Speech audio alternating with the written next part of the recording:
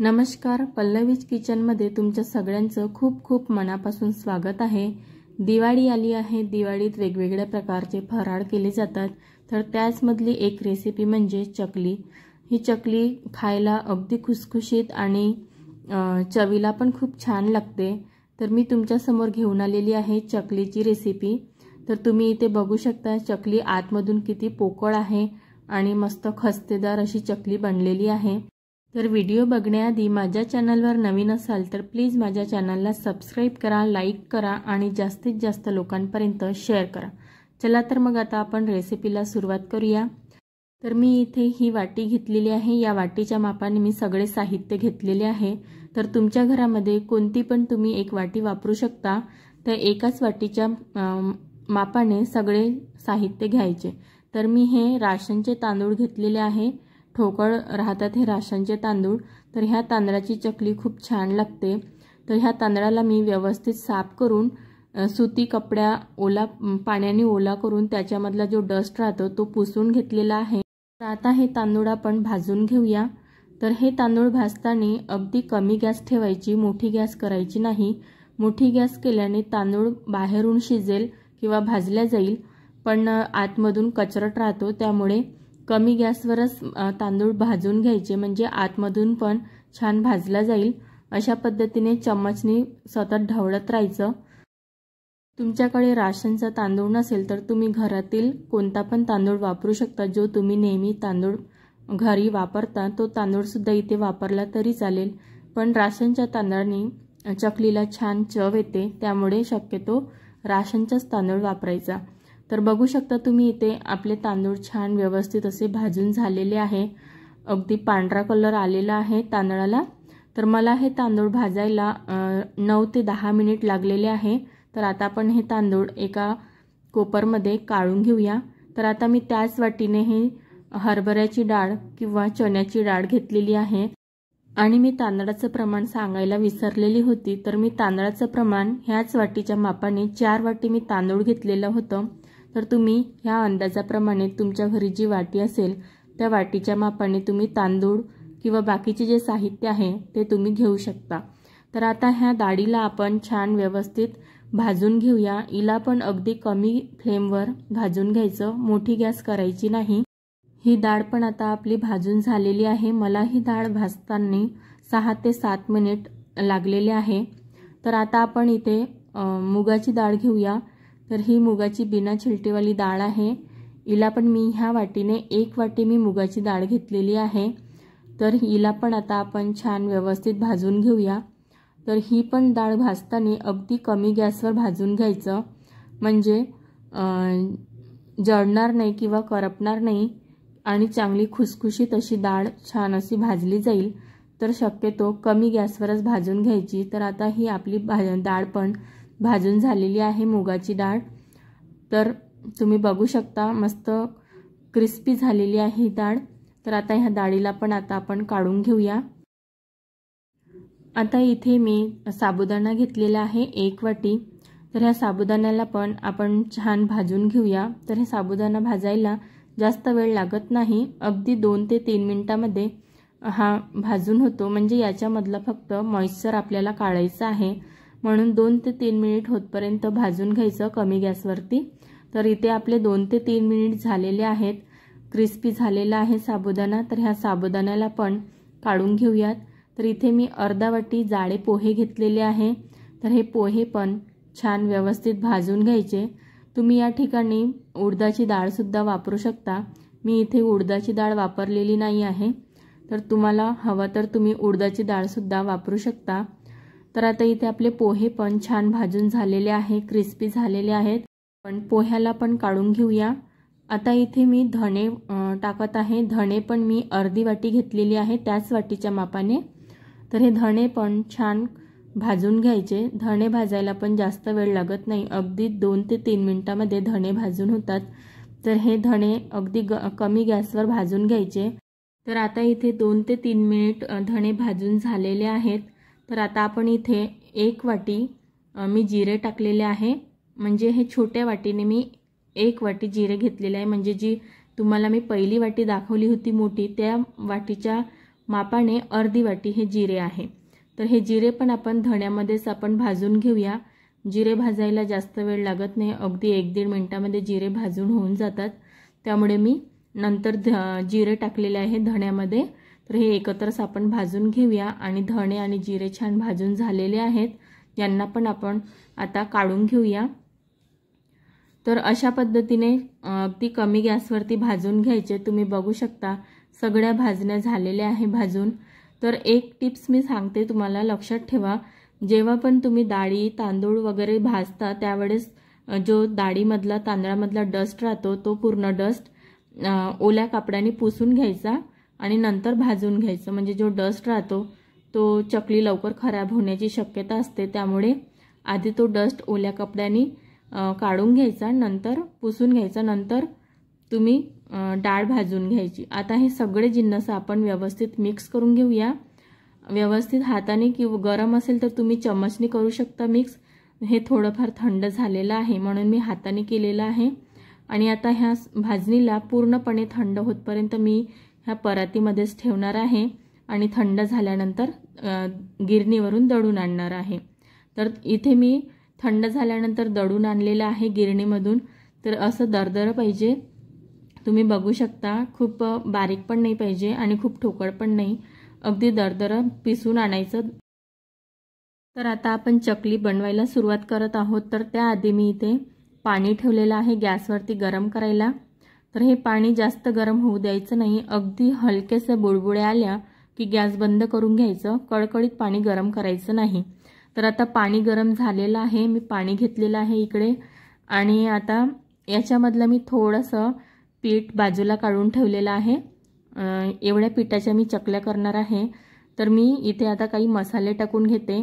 अर्धी वाटी मी मीठ टाकलेलं आहे आणि 1 चम्मच मी हिंग टाकून घेतलेला आहे इथे आणि अर्धी वाटी मी लाल तिखट टाकलेलं आहे। तुम्ही हवं तर हिरव्या मिरच्याचा पेस्ट पण वापरू शकता इथे, पण लाल तिखटाने कलर छान येतो चकलीला। आणि हळद मी अर्धा चम्मच टाकलेली आहे इथे। हळदीचा वापर जास्त करायचा नाही, कमीच करायचा। आणि इथे अर्धी वाटी मी पांढरी तीळ टाकलेली आहे आणि हे सगळे जिन्नस आता व्यवस्थित मिक्स करून घ्यायचे। तुम्हाला हवं तर तुम्ही तेलाचं मोहन पण इथे टाकू शकता, त्याने पण चकली छान होते, पण मी तेलाचं मोहन न टाकता असंच पीठ हे मळून घेणार आहे।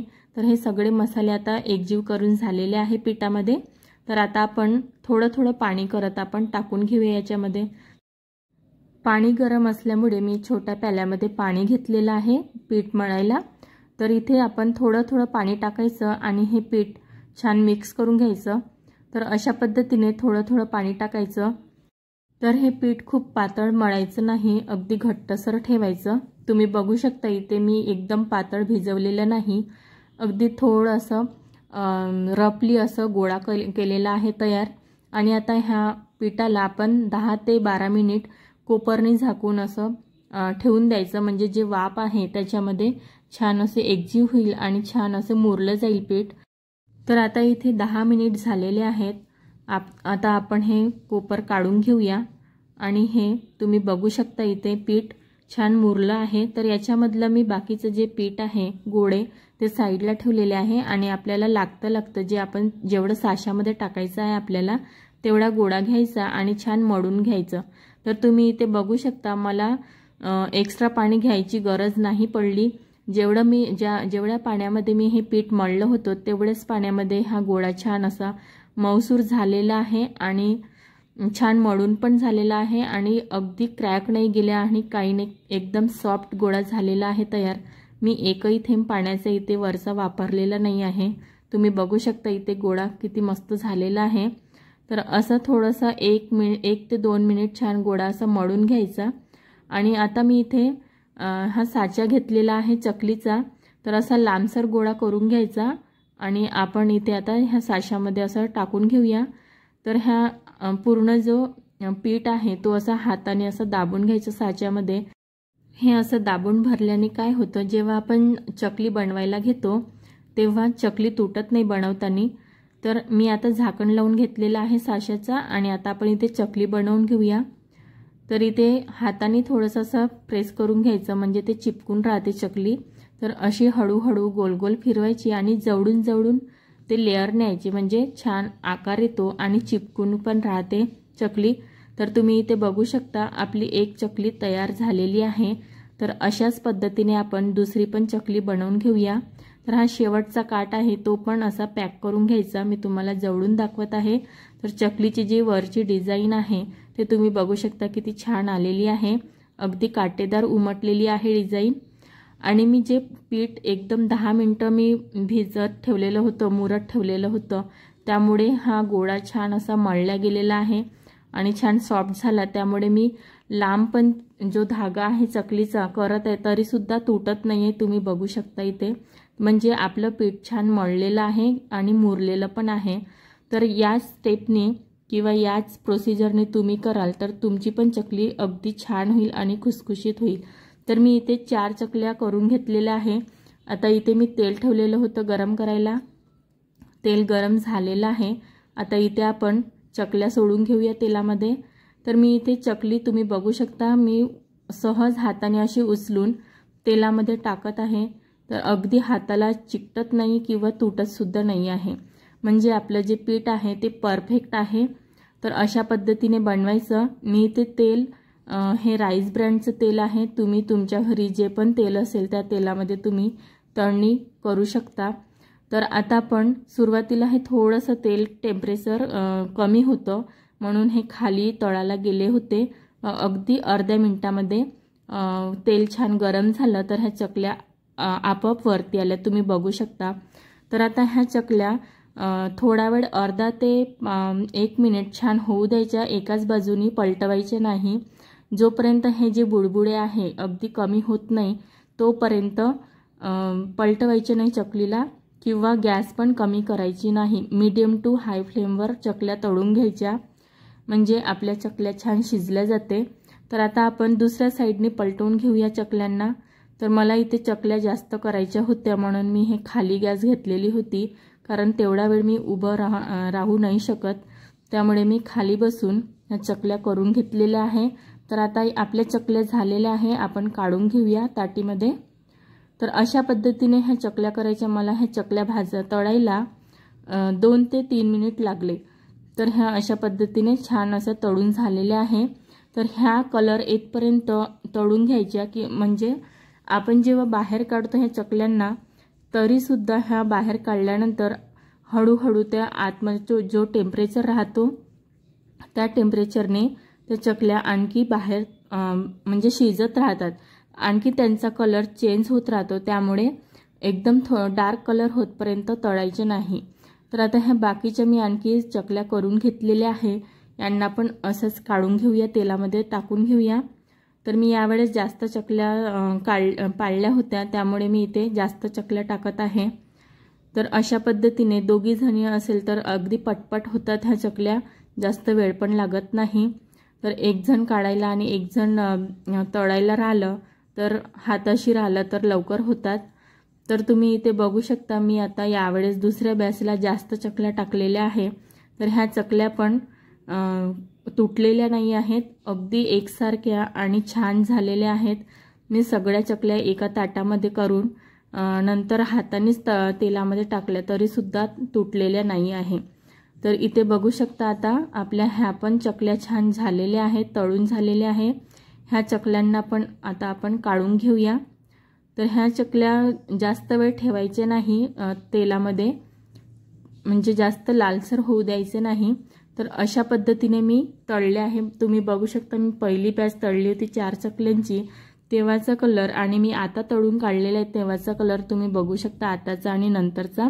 तर बघू शकता मी पहिल्यांदा काढले तेव्हा यांचा कलर थोडा डार्क झालेला आहे। अशा पद्धतीने ह्या चकल्या करायच्या। तुम्ही बघू शकता इथे मी तुम्हाला फक्त व्हिडिओमध्ये एवढ्याच चकल्या दाखवलेल्या आहे, पण माझ्या पूर्ण डबा भरून चकल्या झालेल्या आहे। दिवाळीचं फराळ म्हटलं की जास्त प्रमाणात करावं लागतं, तुम्हाला पण करावं लागतच असेल। तर तुम्ही इथे बघू शकता मी अशा पद्धतीने चकल्या केलेल्या आहेत।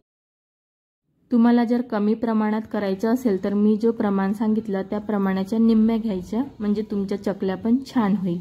तर इथे तुम्ही बघू शकता चकल्यांचा कलर सुद्धा आणि टेक्स्चर सुद्धा आणि ह्या चकल्यांचा शेपसुद्धा तुम्ही बघू शकता, अगदी काटेदार बनलेला आहे। तर तुम्ही पण अशा पद्धतीने बनवू शकता। अगदी कमी जिन्नस लागतात आणि जास्त वेळ पण लागत नाही बनवायला। तर अशा पद्धतीने तुम्ही बनवू शकता। मी तुम्हाला एक चकली तोडून दाखवते, तर तुम्ही आतमधून ही चकली बघू शकता, पोकळ आहे आणि ही खायला पण अगदी खुसखुशीत लागते। त्यामुळे ही चकली तुमची चांगलीच होणार तुम्ही या प्रमाणात बनवाल तर। आणि मी पूर्ण चकली तुम्हाला तोडून दाखवलेली आहे। तर सगळ्या चकल्यांच्या जे राऊंड आहे त्यांच्यामध्ये पोकळ भाग आहे आणि माझ्या सगळ्या चकल्या अशाच बनलेल्या आहेत। व्हिडिओ कसा वाटला तर मला कमेंट करून नक्की सांगा आणि माझ्या चॅनलवर नवीन असाल तर प्लीज माझ्या चॅनलला सबस्क्राइब करा। दिवाळीच्या तुम्हाला खूप खूप शुभेच्छा। Thanks for watching. नमस्कार।